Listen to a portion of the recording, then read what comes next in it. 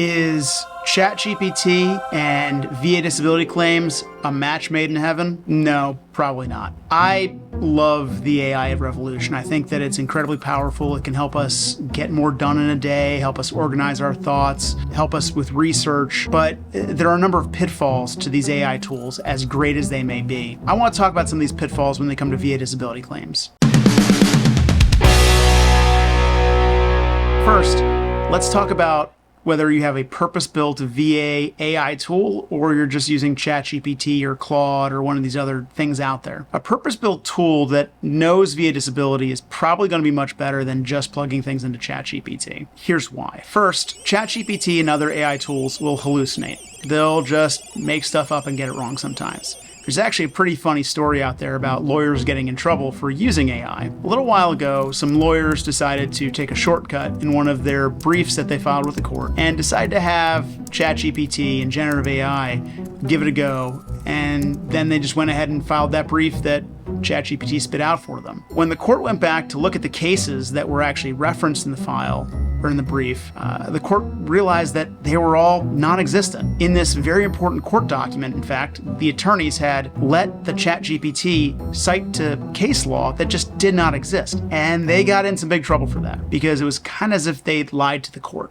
They filed something that had no basis, it was full of nonsense, and they did get quite a bit of trouble for it. And it's happened more than once, and I can link to some stories down in the description below. The other thing is that ChatGPT just gets it wrong sometimes.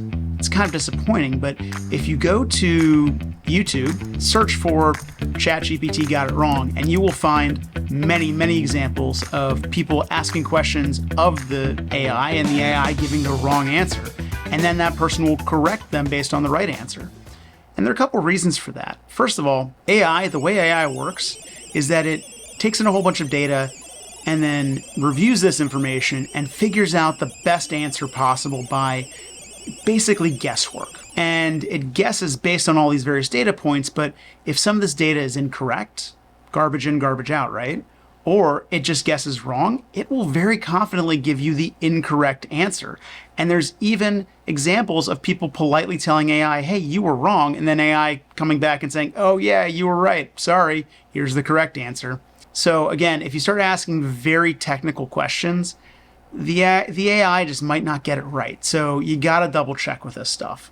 And the frequency at which it gets it wrong is quite remarkable. The next thing is personal information. If you want to feed your claims file and personally identifiable information into ChatGPT, that's on you. But I don't know what happens to that data. Now, certain AI tools are specifically built to handle PII and sensitive information and don't share that information outside of that setting.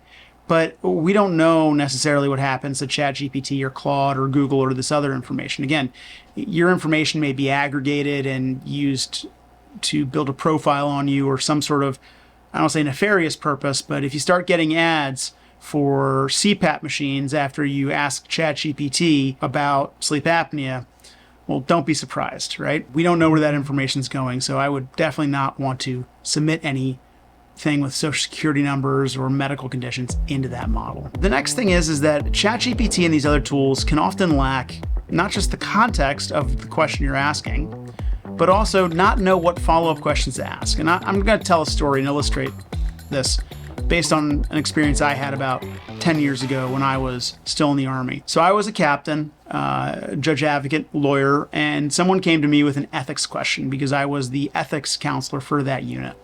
And they said, hey, I want to do this thing. And I immediately said to them, absolutely not. That is a very clear violation of the Joint Ethics Regulation.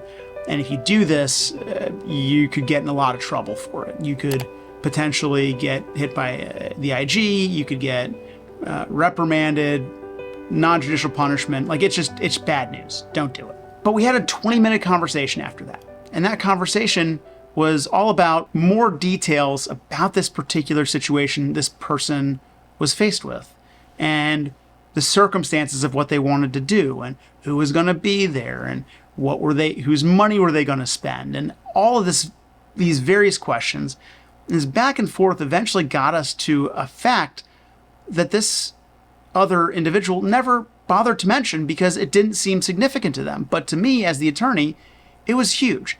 And it totally changed the analysis on what this person could and could not do in this situation. So after this 20-minute conversation and some back and forth, they told me what this little piece of information was and totally changed the analysis. I changed my analysis. I said earlier that you couldn't do this, but in fact, you can do this because of this thing you just told me. And same thing goes with VA disability.